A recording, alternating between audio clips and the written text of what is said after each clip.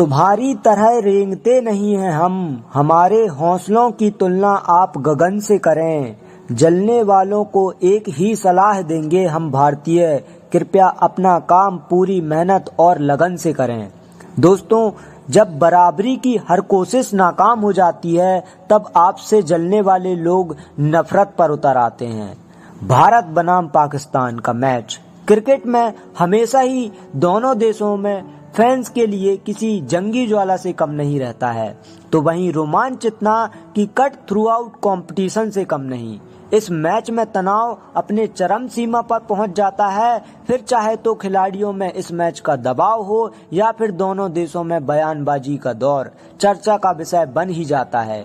लेकिन आखिर जीत उसी की होती है जो दबाव और तनाव को दरकिनार कर अच्छा प्रदर्शन करके दिखाता है। जब करोड़ों आंखें अपने क्रिकेट के मैदान में आने वाले निर्णय पर टकटकी लगाए बैठी रहती हैं। आज की इस वीडियो में जहां कुछ समय बाद ये दोनों टीमें आपस में भिड़ने वाली हैं एशिया कप में, अब बाजार फिर से गर्म हो गया है, या यूं कहूं कि बयानबाजी का दौर फिर से शुरू हो गया है, जब दर्शकों से लेकर क्रिकेट जानकार भी अच्छी तादाद में शिरकत कर रहे हैं।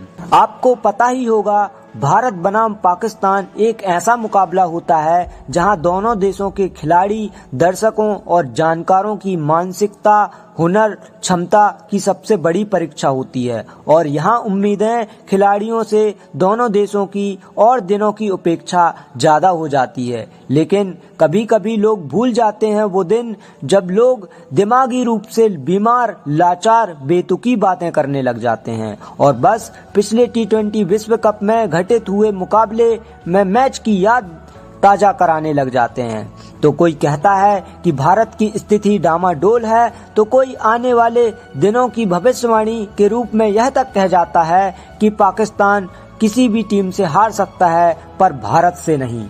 जहां नीली जर्सी और हरी जर्सी का रंग अब बस चढ़ने वाला है, वहीं वकार यूनिस से लेकर सरफराज खान का रंग भी बदल चुका है।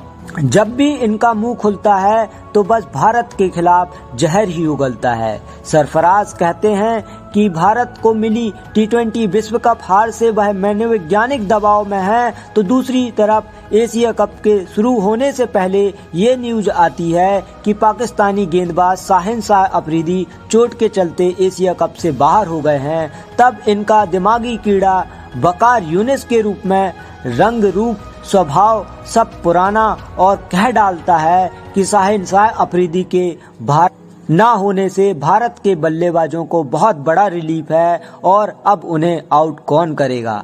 अजनबी दुनिया में खोए वकार यूनिस को शायद ये न्यूज नहीं मिली थी कि यदि पाकिस्तानी गेंदबाज शाहीन शाह अफरीदी नहीं है तो हमारा प्रमुख बॉलर बुमराह भी चोट के चलते बाहर है। लेकिन हमारे यहाँ किसी भी क्रिकेटर ने तो ये नहीं बोला कि बुमराह के ना होने से पाकिस्तानी बल्लेबाजों को तसल्ली मिल गई होगी कि अब उन्हें आउट कौन करेगा। ये बताता है कि इंसान की मानसिक रूप से संतुलन कितना जरूरी होता है। लेकिन हमारे क्रिकेटरों को क्रिकेट का खेल और क्रिकेट की भावना दोनों अच्छे से आती है, लेकिन हम भारतीयों को तो ये बात लग गई थी और अब जवाब तो किसी को देना ही था। भले ही भारतीय शुरुआत न करें उसकी, पर अंजाम उसे बहुत अच्छा देते हैं।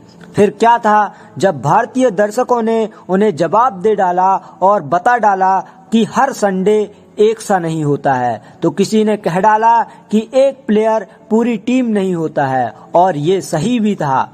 मैं मानता हूं कि हमें पिछले विश्व कप में हार का सामना करना पड़ा था और हमने किया भी था उसे मंजूर, क्योंकि हर किसी का एक दिन बुरा हो सकता है पर हर दिन नहीं। भारतीयों को गिरकर उठना आता है और इतिहास यही दोहराता है। जब 2016 एशिया कप में भारत ने पाकिस्तान को मात्र 83 रन में ऑल आउट कर 5 विकेट के बड़े अंतर से हराया था, तो वहीं 2018 में रोहित धवन की पारी से ही पाकिस्तान हार गया था। मेरा मतलब स्टेटस बताने का कतई यह नहीं था कि मैं भारतीय टीम की तुलना किसी टीम से करना चाहता हूं। पर मैं ये जानता हूँ कि आज भारतीय टीम किसी नाम और पहचान की मोहताज नहीं है, क्योंकि ये टीम 140 करोड़ भारतीय दिलों की पहचान है, जहां क्रिकेट खेल भावना से खेला जाता है, धर्म भावना से नहीं। भले ही हमारे यहाँ अंदरूनी मसले कुछ भी चल रहा हो, जब भी किसी देश की सम्मान की बात आती है तो हम उस देश और उसमें रहने वाले लोगों की भावना का आदर और सत्कार करते हैं। पर जब बात हमारी क्षमता और ताकत की होती है तो इतिहास गवाह रहा है, उस पल भारत ने अपनी ताकत जहां भी दिखाई है, वह इतिहास मिसालों के रूप में पेश रहा है, चाहे वो क्रिकेट का मैदान हो या जंग का मैदान।